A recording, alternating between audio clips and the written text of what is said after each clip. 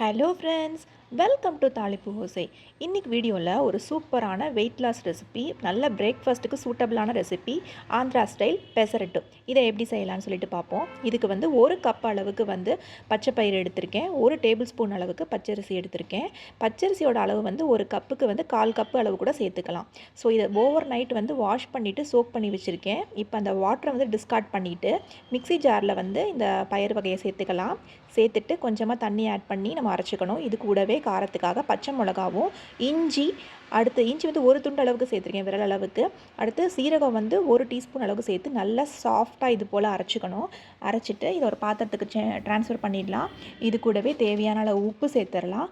உப்பு சேர்த்துட்டு தண்ணி தேவையான அளவு தோசை மாவு பதத்துக்கு நம்ம வந்து கரைச்சிக்கணும். இதை கரைச்சி ரெடி பண்ணிக்கலாம். இப்போ கல் நல்லா சூடானதுக்கப்புறம் இதை வந்து அந்த கல்லை வந்து எப்போவும் தோசை ஊற்றுற மாதிரி ஊற்றிக்கலாம்.